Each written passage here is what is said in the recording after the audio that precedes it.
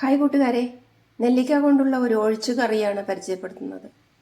സ്കൂളിലേക്കും ഓഫീസിലേക്കുമൊക്കെ ചോറ് കൊണ്ടുപോകാൻ പറ്റിയ ഒരു ഒഴിച്ചു കറിയാണ് ഇത്. ഇതിന് വേണ്ട സാധനങ്ങൾ എന്തൊക്കെയാണെന്ന് പരിചയപ്പെടുത്താം. നെല്ലിക്ക 5 എണ്ണം പുഴുങ്ങി ഇങ്ങനെ അരിഞ്ഞെടുത്തിട്ടുണ്ട്. ഇതിൻ്റെ കുരു എല്ലാം കളയണം. നാളികേരം അരമുറി ഇങ്ങനെ കൊത്തുകളാക്കി എടുത്തിരിക്കുകയാണ്.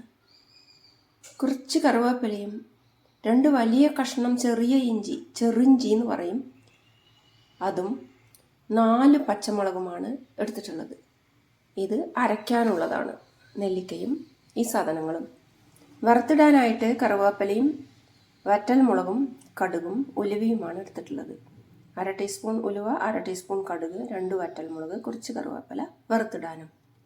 കൂടെ തന്നെ നല്ല ശുദ്ധമായ മോരും ഉപ്പും കൂട്ടി നമുക്ക് ഇത് തയ്യാറാക്കാം. എൻ്റെ മിക്സിയുടെ വലിയ ജാറിലാണ് ഇത് അരച്ചെടുക്കുന്നത്. നെല്ലിക്ക ഇട്ട് കൊടുത്തിട്ടുണ്ട്. കൂടെ തന്നെ നാളികേരവും പച്ചമുളകും ഇഞ്ചിയും കറിവേപ്പിലയും കൂടി നമുക്ക് അരച്ചെടുക്കാം. കൂടെ ഇതിന് വേണ്ട ഉപ്പും കൂടി ഇട്ട് കൊടുക്കാം. ഇത് നല്ലപോലെ നമുക്ക് അരച്ചെടുക്കാം. ഒന്ന് കറക്കി എടുത്തിട്ടുണ്ട്. അപ്പോൾ തന്നെ ഇങ്ങനെ ആയിത്തീരും അത്. ഇതിലേക്ക് വെള്ളമല്ല ഞാൻ ഒഴിക്കുന്നത്, മോരാണ്. കുറച്ച് മോരൊഴിച്ചിട്ട് വീണ്ടും ഇത് അരയ്ക്കുക.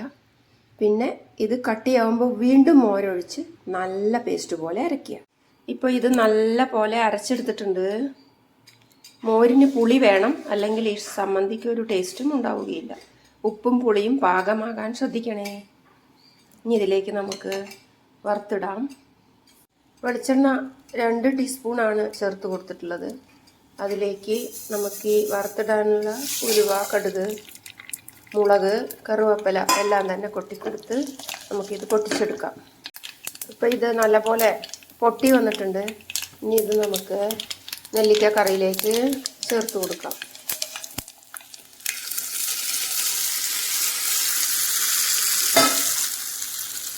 നെല്ലിക്കയ്ക്ക് കയ്പും ചവർപ്പും പുളിപ്പും ഒക്കെ ഉള്ളതിനാൽ കുട്ടികൾ അങ്ങനെ കഴിക്കില്ല, മുതിർന്നവരും കഴിക്കില്ല.